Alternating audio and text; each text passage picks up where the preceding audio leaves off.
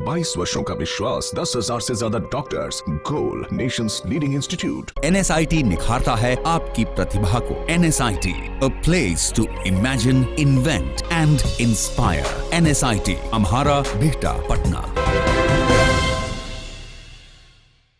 नमस्कार, आप देख रहे हैं सिटी पोस्ट लाइव और मैं हूं आशुतोष। 2019 का आम चुनाव अपने अंतिम पड़ाव में है, यानी कि 7वें चरण के चुनाव के लिए आज देर शाम चुनाव प्रचार थम जाएगा। और अगर बात करें बिहार की सियासत की, तो बिहार की सियासत में कुछ ऐसे हाई प्रोफाइल सीट है जिस पर सबकी निगाहें टिकी हुई है, देश भर की निगाहें टिकी हुई है कि इन सीटों पर क्या होगा। और उन्हीं में से एक सीट है जहानाबाद लोकसभा सीट, जिस पर वर्तमान में एक तरफ वर्तमान के सांसद अरुण कुमार टक्कर दे रहे हैं महागठबंधन के प्रत्याशी को और एनडीए के प्रत्याशी को। तो कहीं ना कहीं ये मुकाबला त्रिकोणीय हो गया और बेहद ही रोमांचक फाइट है। कह सकते हैं कि बेहद दिलचस्प मुकाबला हो रहा है यहाँ पे। और एक तरफ अरुण कुमार है, दूसरे तरफ महागठबंधन और एनडीए के प्रत्याशी हैं। तीनों जो कुनबा है अपनी पूरी ताकत झोंक दिया है और इसी क्रम में अपने पिता के तरफ से मोर्चा संभाल रखे हैं। जो इलेक्शन मैनेजमेंट का अपना काम है वो संभाल रखे हैं ऋतुराज अरुण कुमार के पुत्र हैं। परिचय के मोहताज नहीं है, लेकिन मैं एक बार बता देता हूं आपको। इनसे बात करते हैं कि किस तरीके से एक बड़ी चुनौती है अरुण कुमार के लिए इस बार ये सीट जीतना। तो क्या तैयारी है, कैसा रहा चुनाव प्रचार, क्योंकि चुनाव प्रचार अब आज अपने अंतिम पड़ाव में है। ऋतुराज जी, बहुत बहुत स्वागत है आपका। धन्यवाद। कैसा रहा चुनाव प्रचार और क्या लग रहा है आपको? चुनाव प्रचार बहुत लंबा रहा, क्योंकि आप भी जानते हैं आखिरी चरण का चुनाव था। 2 महीने लगातार हम लोग इसमें लगे रहे, पहले से भी लगे हुए थे, मगर 2 महीने से लगातार हम लोग इसमें लगे हुए थे। चुनाव प्रचार बहुत अच्छे तरीके से हुआ, बहुत शांतिपूर्ण तरीके से हुआ। और यहाँ पे जनता हमारे साथ है, जिस तरह से आप देख रहे हैं रोज़ यहाँ पे काफिला चल रहा है हमारे साथ, जनता खुद से हमारे साथ है। बहुत ज़्यादा गर्मी बढ़ चुकी है, अभी मतलब मई का महीना आ गया है, अपने चरम पे है गर्मी, फिर भी लोग दिन भर हमारे साथ लगे हुए। तो ये उनका प्यार, उनका समर्थन है, क्योंकि आज किसी के पास भी इतना वक्त नहीं है कि आपके साथ इस चिलचिलाती धूप में आपके लिए इतनी कड़ी मेहनत आपके साथ कोई करे। कल भी आपने देखा कि शहर में जो रोड शो हुआ, और ये 3 विधानसभा, लगभग 4 विधानसभा हमने कल टच किया, और हर जगह लोग हमारे साथ थे। भीड़ का एक बड़ा काफिला हमारे साथ था और सारे स्थानीय लोग थे, कोई बाहरी लोग नहीं थे, सारे स्थानीय लोग थे। तो ये चुनाव प्रचार बड़ा सफल रहा और हमें पूरी उम्मीद है कि ये चुनाव हम जीतने जा रहे हैं। चुनाव प्रचार सफल रहा, लेकिन एक नया प्रयोग, मैं आज सुबह अरुण जी से भी बात कर रहा था तो मैंने देखा कि बिहार के, उनसे पूछा मैंने कि बिहार की सियासत में एक नया प्रयोग हुआ है कि पहली बार ऐसा हुआ है कि एक ब्राह्मण भूमिहार नेता को मजबूत करने के लिए, उसके प्रचार के लिए एक यादव नेता आया हो। तो किस तरीके से आप लोगों ने ये इलेक्शन मैनेजमेंट किया? नया कुछ नहीं है, ये देखिए, ये जो नीतीश कुमार जी ने किया है उसी का रिपीट हम कर रहे हैं।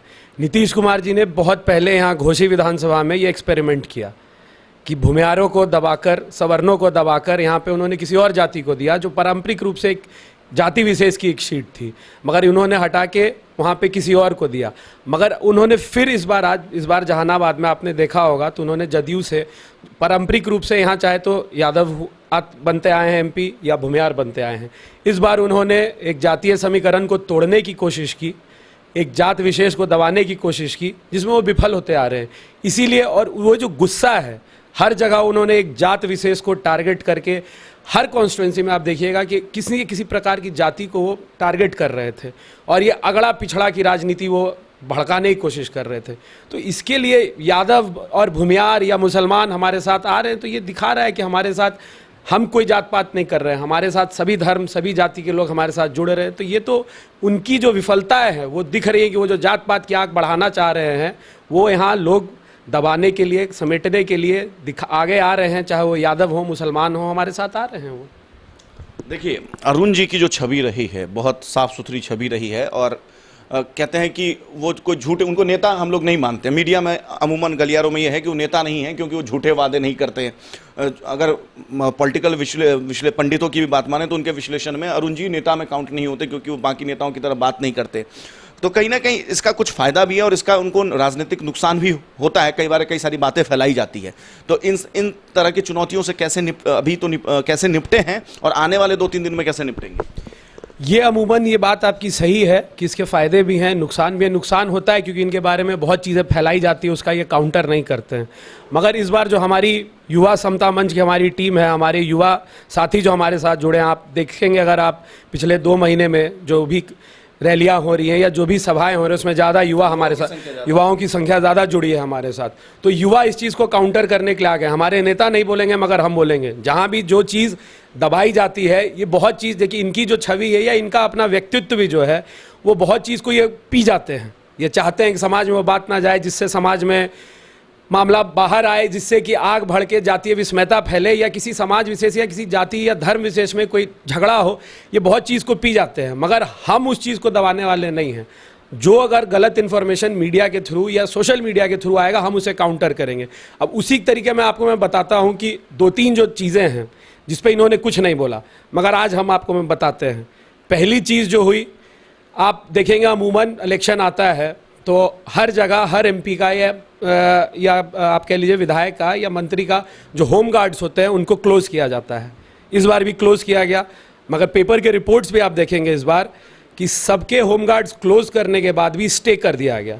सिर्फ इकलौते एमपी हैं डॉक्टर अरुण कुमार जिनके होम गार्ड्स क्लोज करने के बाद, सीआईडी के रिपोर्ट होने के बाद, लोकल सीआईडी के रिपोर्ट इनके फेवर में होने के बाद भी कि इनके ऊपर खतरा है, इनके ऊपर हमला हो सकता है, यहाँ पे एसपी ने आज तक साइन करके इनको वापस होमगार्ड नहीं मुहैया कराया। बाकी आप देखेंगे सारे प्रत्याशी या आप तो घूम रहे हैं 40 और आप सबके साथ देखेंगे किसी का होमगार्ड क्लोज नहीं हुआ है, सिर्फ इकलौते अरुण कुमार का होमगार्ड क्लोज हुआ। दूसरी घटना, जब ये 20 दिन तक उनके साथ सिक्योरिटी था, धीरे धीरे लोकप्रियता बढ़ती गई, तो अब तो सरकार इस कदर मतलब इस लेवल पे जा रही है, मगर ये नहीं बोलते हैं, मगर हम बोलेंगे। ये बातें पब्लिक में जाना बहुत जरूरी है। दूसरी घटना, जिस दिन इनका नॉमिनेशन होने जा रहा था, नॉमिनेशन में आपने भी देखा होगा 2 घंटे का डिले हुआ। बाकी लोग सुरेंद्र यादव इनके पीछे गए, नॉमिनेशन करके बाहर आ गए, इनके नॉमिनेशन में 2 घंटे का डिले हुआ। डिले क्या हुआ, क्यों, किन कारणों से हुआ, इन्होंने आज तक हमारे नेता ने चर्चा नहीं की है। मगर डिले का कारण ये था कि यहाँ के इन्हीं के सरकार के एक पार्टी के जो सदस्य हैं उनके पूर्व जिला अध्यक्ष ने इनके ऊपर एक फर्जी केस किया था। उस फर्जी केस के तहत में सरकार का इतना दबाव था कि इनको अरेस्ट करने की प्लानिंग थी नॉमिनेशन के दिन ही। वो तो एसपी साहब की सूझबूझता के कारण इनको अरेस्ट नहीं किया गया। अगर इनको अरेस्ट किया जाता तो जिस तरह का युवाओं में उस दिन जोश था, उस दिन कुछ भी घटना हो सकती थी। मगर हमारे नेता नहीं बोलते हैं कि इन मामलों को बाहर नहीं जाना चाहिए, इससे हंगामा ना हो। मगर ये बातें बाहर जाना बहुत जरूरी है कि सरकार किस कदर इनकी लोकप्रियता से डर चुकी है। आखिरी आपको घटना मैं बताता हूँ 2 दिन पहले की, मतलब ये इनके सोच किस कदर नीचे जा चुकी है, राजनीतिक इनकी कितनी गिर चुकी है। सरकार इन मुद्दों पे विफल होने के बाद किस तरीके से इन पे हमला कर रही है। 2 दिन पहले इनके अकाउंट को हैक किया गया, और हैक कौन करेगा ये आप भी समझते हैं। किनको इनकी लोकप्रियता से प्रॉब्लम हो सकता है। सोशल मीडिया से हमारे नेता को बहुत लगाव नहीं है, मगर हम लोग उसको हैंडल करते हैं, हम लोग देख रहे हैं। तो अब सोशल मीडिया अकाउंट भी हैक करने पर उतारू हो गई है अगर सरकार, तो अब समझ सकते हैं कि सरकार किस कदर इनसे डरी हुई है।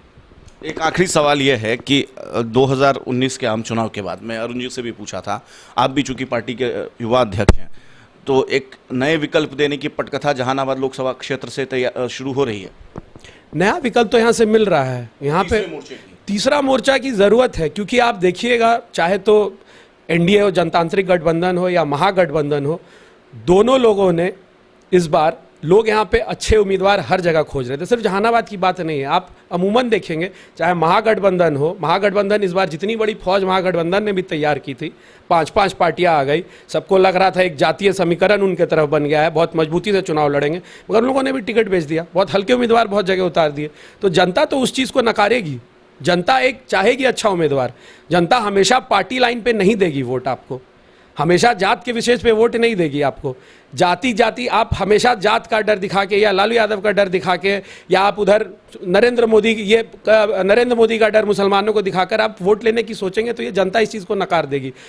यहाँ पे इतने दिन से आप हैं, यहाँ पे इतने दिन से आप देख रहे हैं कि 5 बड़े बड़े भूमिहारों के नेताओं को यहाँ उतारा गया है। एक तरफ आप कहते हैं अरुण कुमार एक जात विशेष के नेता नहीं है, अरुण कुमार नेता में काउंट ही नहीं होते हैं, एक तरीके से आप ये भी कह रहे हैं। और दूसरी तरफ आप 5 एक जात विशेष के नेताओं को उतार रहे हैं यहाँ पे, कह रहे हैं यहाँ भूमिहार फैक्टर नहीं है। तो भूमिहार फैक्टर नहीं है तो आपके बड़े नेता नित्यानंद राय, भूपेंद्र यादव यहाँ क्यों आके प्रचार नहीं कर रहे हैं? यहाँ पे सिर्फ आपको सुरेश शर्मा, गिरिराज दा, रामजतन सिन्हा जी, राहुल शर्मा जी, नीरज जी, इनकी ज़रूरत सिर्फ क्यों पड़ रही है? आप दोनों पार्टियाँ यहाँ आप उस तरफ भी देख लें तो आप एक सिर्फ जात विशेष के लोगों को क्यों उतार रहे हैं?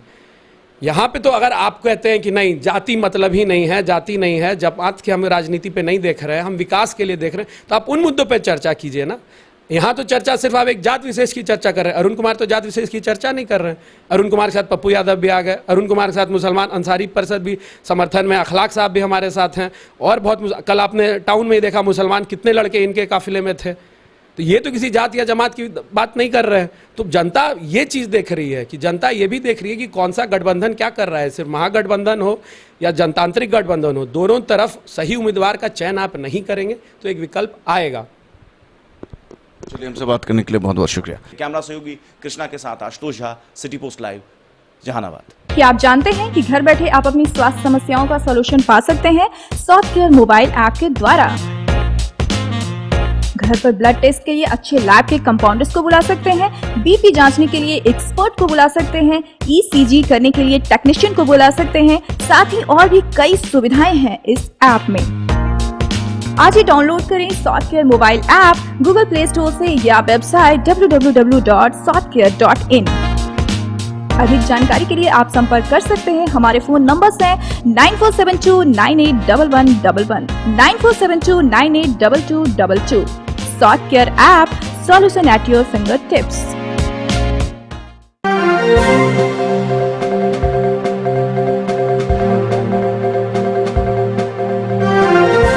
आम चुनाव से पहले भी लगाई जा रही थी, वो देखने को आपको मिल सकता है, क्योंकि बिहार के सियासत में अमूमन पिछले 2 दशक में तो ऐसा पहली बार हुआ कि एक यादव नेता और एक भूमिहार नेता एक मंच पर आए हैं 2 बड़े गठबंधन को टक्कर देने के लिए। कैमरा सहयोगी कृष्णा के साथ Ashutosh Jha, city post live, Jehanabad. क्या आप जानते हैं कि घर बैठे आप अपनी स्वास्थ्य समस्याओं का सलूशन पा सकते हैं सॉफ्टकेयर मोबाइल ऐप के द्वारा। घर पर ब्लड टेस्ट के लिए अच्छे लैब के कंपाउंडर्स को बुला सकते हैं, बीपी जांचने के लिए एक्सपर्ट को बुला सकते हैं, ईसीजी करने के लिए टेक्नीशियन को बुला सकते हैं। साथ ही और भी कई सुविधाएं हैं इस ऐप में।